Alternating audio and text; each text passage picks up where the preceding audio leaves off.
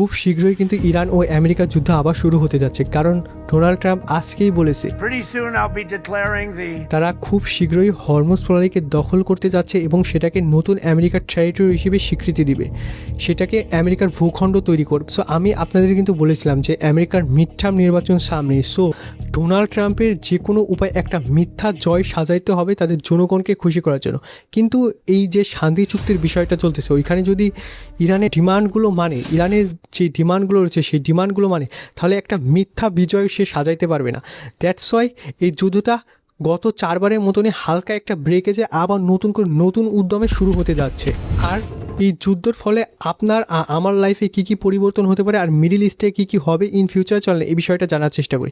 আমি আপনাদের বারবারই বলেছি এই যুদ্ধটা হবে অনেক লং টার্ম একটা যুদ্ধ, যেহেতু ইন ফিউচারই সেনা নিয়োগ করবে ইরানের ভূমিতে। সো এখন যে আমাদের নিত্য প্রয়োজনীয় জিনিসের যে প্রাইস রয়েছে সেই প্রাইসগুলো আরও অনেক বৃদ্ধি পাবে।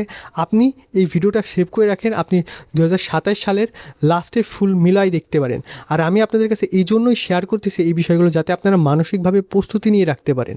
আর দ্বিতীয় বিষয়টি হচ্ছে মিডল ইস্টে কী কী হতে পারে। দেখেন, আমরা মূলত এখন যুদ্ধের 6ষ্ঠ ধাপে প্রবেশ করেছি। এখন আমেরিকা ইরানের ভূমিতে সেনা পাঠাবে আর ইরানের যে সিভিল স্ট্রাকচারগুলো রয়েছে সেই স্ট্রাকচারগুলোকে ধ্বংস করবে। এর আগেই কিন্তু ধ্বংস করতে চাইছিল, আমি বলেছিলাম ওই ভিডিওতে, কিন্তু মিডল ইস্টের অন্যান্য কান্ট্রির জন্য ধ্বংস করতে পারে নাই। ইরানের সুপ্রিম লিডার কিন্তু তাদের সেনাবাহিনীতে বিভিন্ন চেঞ্জ এনেছে এবং তার ডিফেন্সিভ মোড থেকে এখন অফেন্সিভ মোডে যুদ্ধের জন্য প্রস্তুতি নিচ্ছে।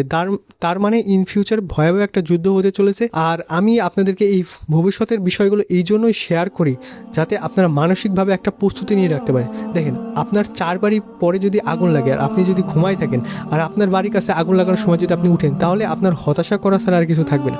সো আমি আপনাদের বলছি ইন ফিউচার এগুলোই তো হইতে পারে, আমাদের জীবনে অনেক কিছু পরিবর্তন আসতে পারে, যাতে আপনারা একটা মানসিকভাবে প্রস্তুতি নিয়ে রাখতে পারেন, যাতে এই বিষয়গুলো যে সময় পৃথিবীতে হবে তখন আপনার মানসিকভাবে কোনো অস্থিরতায় না ভোগেন। সত্যি কথা বলতে আমরা মূলত একটা মহাকাব্যিক যুদ্ধের দিকে এগিয়ে যাচ্ছি, যার মাধ্যমে একটা সাম্রাজ্যের পতন হবে, আরেকটা সাম্রাজ্য উঠবে। আমি আপনাদের বলবো এই মেটেরিয়ালিজম কেন্দ্রিক বিশ্ব ব্যবস্থা থেকে বেরিয়ে এসে নতুনভাবে চিন্তা করতে শিখেন, তাহলে বুঝতে পারবেন যে তারা যেভাবে পৃথিবীকে দেখাইতে চায়, যেভাবে পোর্ট্রেট করে, সেইভাবে আসলে পৃথিবী কাজ করে না। সো ভালো থাকেন আর সুস্থ থাকেন, আর গাজাবাসীর জন্য দোয়া।